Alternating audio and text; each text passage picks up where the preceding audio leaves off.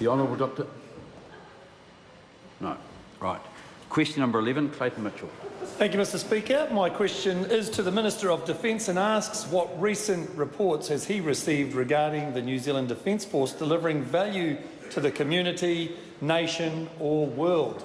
Mr Speaker. The Honourable Ron Mark. Thank you, Mr Speaker.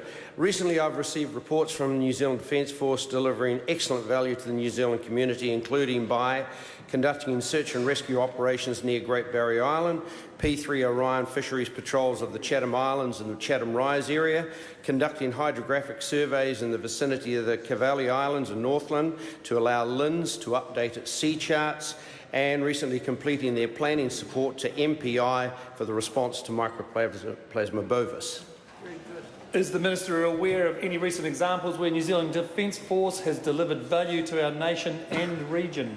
Mr Speaker, yes, I have. Over the last month, the combined efforts of the offshore patrol vessel HMNZS Otago and a P3 Orion aircraft, together with Ministry of Primary Industries and our regional partners, inspected 23 foreign flag fishing vessels on the high seas surrounding New Zealand's northern EEZ boundary. Also, just last week, HMNZS Wellington, with 19 scientists, including from GNS, Met Services and DOC, and support personnel on board, left on a 1,000-kilometre trip to Raoul Island in the Kermadex with 8 tonnes of supplies to sustain scientific work in those remote islands, which will occur over the next 6 months. Fantastic, you've been busy.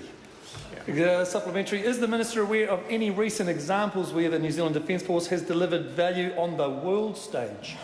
Yes, Mr Speaker, I have. Again, alongside of all of the missions around the world, the Defence Force has recently completed specialist deployments to 2 uniquely difficult and dangerous environments, with 3 additional military firefighters joining the Fire and Emergency New Zealand team fighting wildfires in Shasta County, California, and 6 additional firefighters provided to the team tackling the wildfires in British Columbia, Canada.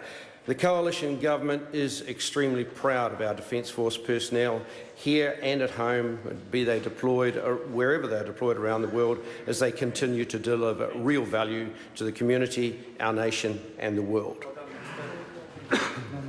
The Honourable Todd McFarlane. Mr Speaker, to the Minister of Foreign Affairs, does he stand by all his